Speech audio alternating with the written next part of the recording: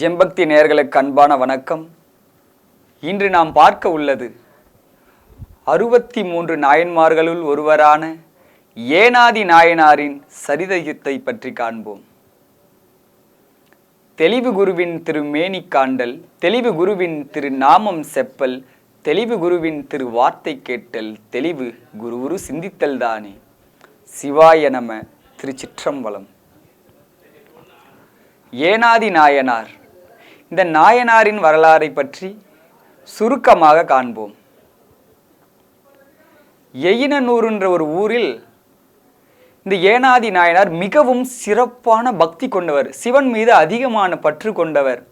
இவர் அதிகமான பற்று எதன் மீது இருந்ததுன்னா சிவ சின்னமாகிய திருநீர் மீது. அவர் யாரை பார்த்தாலும் திருநீர் அணிந்திருந்தா அவங்க அப்படியே வணங்குவார். அவருக்கு மிகவும் அதிகமான முழு ஈடுபாடு இந்த திருநீர் மேலே இருந்தது. நெற்றியில திருநீரை பார்த்துட்டாலே அவங்கள சிவபெருமானுக்கு இணையாக கைகூப்பி வணங்குவார். அப்படி அவருடைய சிவபக்தியானது சிறந்து விளங்கி கொண்டே வருது. ஏனாதி நாயனாருடைய மரபு என்னன்னா, சோழ நாட்டில் சேனாதிபதியாக இருந்த அந்த சேனாதிபதியினுடைய வழி வழியாக வரக்கூடிய சந்ததிகளில் ஒருவரானவர் தான் ஏனாதி நாயனார். ஏனாதி நாயனாருக்கு என்ன தொழில்னா வாள் பயிற்சி தருவது, ஒரு வகுப்பு எடுப்பது. இப்போ யாரெல்லாம் போருக்கான தயார் நிலையில் படுத்திக்கிறாங்களோ அவங்களுக்கு வாள் பயிற்சி தரக்கூடியவராக இருந்தார் ஏனாதி நாயனார். அவர் தினமுமே எயினனூர் என்ற ஒரு ஊரை ஆனால் 2 பேர் இனிமேல் தருவாங்க. அதீஸ்வரன்றவரும் இதே போல வாள் பயிற்சி தருவார்.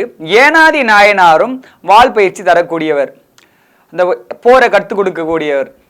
வாளை வச்சு எப்படி சண்டை போடுறது அப்படின்றத தெளிவாக கற்றுக் கொடுக்கக்கூடியவர். இவர் மிகவும் வீரம் மிகுந்தவர் ஏனாதி நாயனார். இவர் அதே போல இவர் நல்லா கற்றுக் கொடுத்துட்டே வராரு. இந்த சைடில் இருந்தார் பார்த்தீங்களா, அதே ஊரில் இன்னொருவர் இருந்தாருங்களே அதீஸ்வரன்றவர். அவரு என்னன்னா இவரை விட ஓரளவுக்கு போர் அந்த ஒரு வீரம் குறைந்தவர் தான். ஆனால் இவரும் பயிற்சி கற்றுக் கொடுக்குறாரு. இங்கிருந்த மாணவர்கள் எல்லாமே உண்மை எல்லாருக்கும் தெரியல அவர் உண்மையான வீரம் யாரு எந்த இடத்துல. இப்போ கிளாஸ் நம்ம கல்லூரியிலே கூட 4 ஆசிரியர் வராங்களா, எந்த ஆசிரியர் நம்மளுக்கு நல்லா கற்றுக் கொடுப்பாங்க, எந்த ஆசிரியர் நிறைய விஷயம் நல்லா தெரியுன்றது நமக்கு தெரியும். நாம கூட சொல்லலைனாலும் நமக்கு தெரியல இவங்களுக்கு கல்வியில் மிகவும் சிறந்தவங்க நம்ம நினைப்போம்ல. அதே போல அந்த மாணவர்களும் அதீஸ்வரன்றவங்க கிட்ட இருந்த மாணவர்களும் இவர் நல்ல ஒரு போரை கற்றுக்கலாம், நம்ம அவர்கிட்ட போனால் அவரிடம் போனால் நம்ம நல்லா வாள் பயிற்சி கற்றுக்கலாம் அப்படின்னு முடிவு பண்ணி நிறைய மாணவர்கள் மாறிட்டே இருக்கிறாங்க. இங்கே இருக்கிறவங்க எல்லாம் அதீஸ்வரங்கிட்ட இருக்கிறவங்களாம் ஏனாதி நாயனார்கிட்ட எல்லாம் போய் கற்றுக்க ஆரம்பிச்சிட்டாங்க. எல்லாரும் அங்கேயே போகிறாங்க. இவர்கிட்ட மாணவர்கள் எல்லாமே குறைய ஆரம்பிச்சிட்டாங்க. 1 2 இப்படி தான் இருக்கிறாங்க. ஆனால் இந்த ஏனாதி நாயனார் என்ன பண்ணுறாருன்னா, அந்த பயிற்சி தராரு பார்த்தீங்களா, கற்றுக்கக்கூடிய ஆளுக்கு வாள் பயிற்சி கற்றுக்கக்கூடியவங்கிட்ட வாங்கக்கூடிய அந்த பணத்தை எல்லாமே சிவனடியார்களுக்கு மட்டும்தான் தொண்டு செய்வார். அவர் தன்னுடைய உடல் உழைப்பால கற்றுக் கொடுக்கக்கூடிய அனைத்து வாள் பயிற்சிகளுக்கு மூலமாக வரக்கூடிய அனைத்து செல்வத்தையுமே சிவனடியார்களுக்கு தொண்டு பண்ண மட்டுமே பயன்படுத்துகிறார். இப்படி பயன்படுத்தியே கொஞ்ச காலங்கள் போகுது. ஆனால் இவர்கிட்ட ஒரு ஆளுமே கிடையாது. ஒரு ஆளோ 2 ஆளோ வரத்துக்கே கஷ்டப்படுறாங்க. அப்படி போயிடுச்சு. இவருடைய வருவாயானது ஒன்றுமே இல்லாமல் இழந்து போகக்கூடிய தன்மை ஆயிடுச்சு. இவர் என்ன பண்ணுறாரு, தன்னுடைய சுற்றத்தாரையும் அவர்கிட்ட இருக்கக்கூடிய தெரிஞ்சவங்க எல்லாரையுமே பக்கபலமாக கூப்பிட்டுன்னு இவர் எதிர்நோக்கி வராரு. ஏனாதி நாயனார் இருக்கும் இடத்தை நோக்கி வரார். போர் செய்யலான்னு வரார். அரைக்கோவல் விடுறார். ஒரே ஒரு ஊரில் எதற்கு 2 இந்த போர் பயிற்சி தரக்கூடியது, எதுக்கு 2 இது வாள் பயிற்சி தரக்கூடியது? 1 இருந்தா போதாதா? இதுல 2 பேர்ல யாரு சிறந்தவன்னு சொல்லிட்டு இந்த ஊரே பார்க்கட்டும், இதை யாரு சிறந்தவன்னு ஊரே பார்க்கட்டும், நம்ம போரிட்டு நம்ம யார் நம்மளுடைய வீரத்தை வெளிக்கொணர்வோம்னு கூப்பிடுறாரு.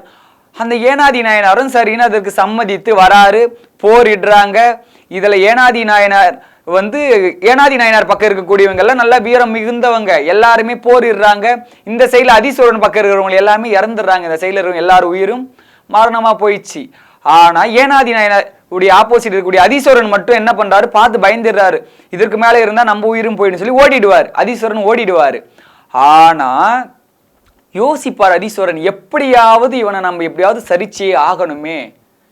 ஏன்னா அவருக்கு வேற தொழில் கிடையாது. இந்த தொழிலை நம்ம விடவும் முடியாது. இந்த ஊர்ல நம்ம தான் எப்படியாவது இந்த வால் பயிற்சி நம்ம தான் இருக்கணும்னு ஆசைப்பட்டவர் அவர். இப்ப எப்படிதான் இவனை நம்ம வெற்றி கொள்றதுன்னு முடிவு பண்றாரு. அப்ப இவர் வேற சிவபக்தராச்சு, இவர் வேற திருநீர் அணிந்தவரை இறைவனா கருதக்கூடியவர். அப்ப இந்த வஞ்சத்தை இதை வச்சு நம்ம ஒரு வஞ்சனை செய்வோம்னு முடிவு கட்டுறார். என்ன பண்றாரு, இவர் பக்கம் இருக்கக்கூடிய ஒரு ஆளை ஏவலாக அனுப்புறாரு. அவரிடம், யாரிடம், ஏனாதி நாயனாரிடம் அனுப்புறாரு. அனுப்பி நாம போர் வேண்டாம், தனியாவே சண்டை போடல. ஏன்னா நிறைய உயிர் சேதம் நடக்குது. என் பக்கம் உயிர் சேதமும் பக்கமும் உயிர் சேதம்.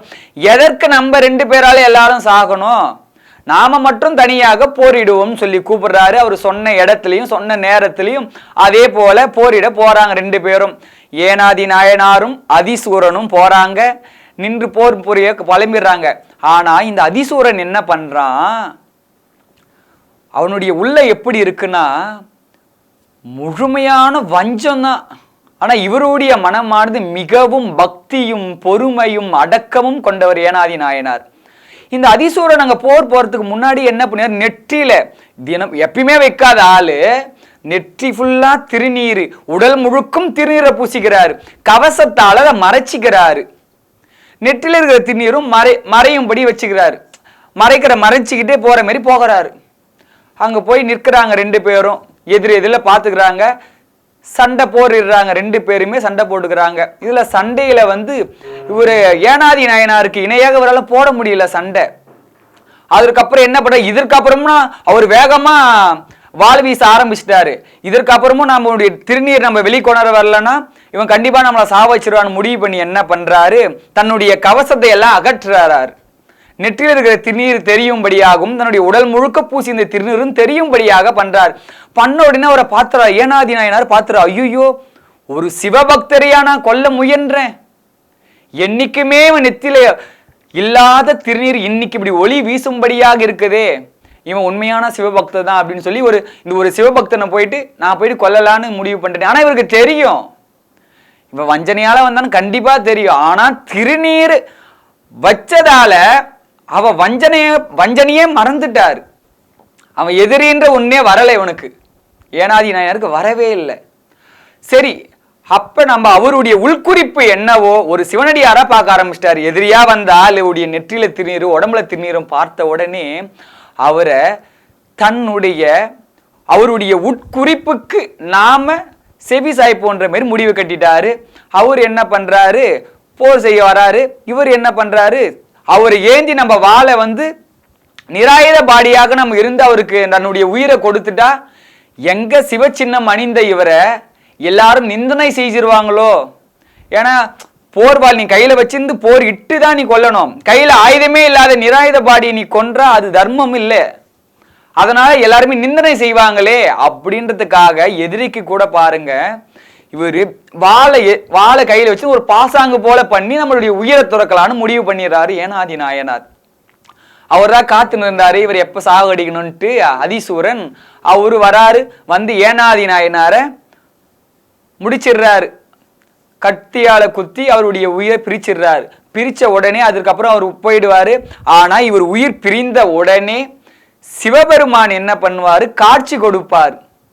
காட்சி கொடுத்து உமையாலும் சிவபெருமானும் காட்சி கொடுத்து அந்த உயிரை மீண்டும் உயிர்ப்பித்து அவரோட அந்த பேரின்ப வாழ்க்கை வாழ அவரோடு அழைத்துட்டு போயிடுவாரு முக்தி கொடுத்து. புரட்டாசி உத்திராடத்துல அவர் முக்தி அடைந்தார் ஏனாதி நாயனார். அந்த திருநீருக்கு கொடுத்த மதிப்பு, நாம எல்லாம் திருநீரை நெற்றியில பட்ட போறதுக்கு என்ன அப்படி பட்ட போட்டுன்னா அசிங்கமா சுத்தணுமே அப்படின்னு நிறைய பேர் பார்க்கக்கூடிய இப்போ இந்த காலகட்டத்திலையும் இருக்கிறாங்க. அந்த திருநீரை அணிந்தவர்களை சிவமுக்கு நிகராக பார்த்து தன்னுடைய உயிரையே விட்டவர் தான் ஏனாதி நாயனார். அந்த ஏனாதி நாயனாருடைய பெருமையை பற்றி இன்று தெரிந்தளவு உங்களுடன் பகிர்ந்து கொண்டோம். கற்றது கை மண்ணளவு, கல்லாதது உலகளவு என்பதை கூறி விடைபெறுகின்றேன். சிவாய நம. திருச்சிற்றம்பலம்.